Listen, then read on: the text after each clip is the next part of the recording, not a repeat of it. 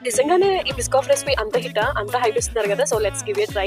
So, ఎప్పటినుంచో నేనైతే try చేద్దాం అనుకున్నా. So, these are the ingredients. So, first వచ్చేటప్పటికి Greek yogurt and then coffee powder అయితే తీసుకున్నాను. And then main ingredient is this Biscoff biscuits కూడా.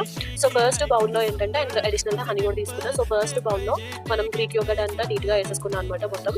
సో, ఆన్‌లైన్‌లో ఇచ్చిన హైప్‌కి, మనం చేసే పద్ధతికి అండ్ మనం టేస్ట్ చేసే పద్ధతికి చాలా డిఫరెన్స్ ఉంటుందని నాకు ఇప్పుడే అర్థమైంది.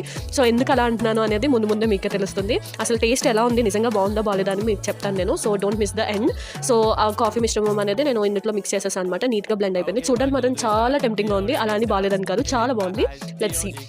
నెక్స్ట్ బిస్కాఫ్ బిస్కెట్స్ అనేది దీంట్లో వేసేసాను. సో, కొంచెం క్రష్ చేసేసి సో, నీట్‌గా ఇలా పెట్టేసాను అనమాట. ఎంత బాగుందంటే సీరియస్‌గా సూపర్ ఉందనమాట. నిజంగా మనం బేకరీస్ కూడా వెళ్ళక్కర్లేదు. ఎవరైనా డైట్‌లో ఉంటే కనుక ఇది ఒక్కటి తినండి చాలు. ఇంకా మీరు స్వీట్ క్రేవింగ్స్ ఏ క్రేవింగ్స్ అన్నారో అంత బాగుంది నిజంగా సీరియస్లీ.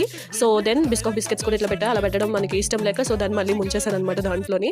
సో, నీట్‌గా మిక్స్ చేసేసిన తర్వాత సో, ఆబ్వియస్‌లీ దీనికి జస్ట్ 3 ఇంగ్రీడియెంట్సే కావాలి. ఎప్పుడు కావాలితే అప్పుడు చేసుకోవచ్చు. ముందు రోజు చేశాను నేనైతే. సో, నెక్స్ట్ డేకి అయితే రీఫ్రెష్ చేసేసాను అనమాట. కొంచెం బిస్కెట్స్ ఉంటాయి కదా! సో, దాన్ని పౌడర్ చేసేసి అట్లా పెట్టి కొంచెం హనీ ఏసి ఫ్రిడ్జ్‌లో పెట్టేసాను అనమాట. ఎంత బావుందంటే అస్సలు బాలేదు గైస్. నాకైతే అస్సలు నచ్చలేదు. సో, అది నేను కాఫీ పౌడర్ ఎక్కువేసానో ఏంటో తెలీదు గానీ, అది ఒక రకమైన చేదుగా, పుల్లగా ఉంది. సో, సీరియస్‌లీ అస్సలు బాలేదు. నాకైతే అస్సలు నచ్చలేదు. సో, ఎవరైనా ట్రై చేస్తామంటే ఇట్స్ యువర్ విష్. బట్ నాకైతే నచ్చలేదు.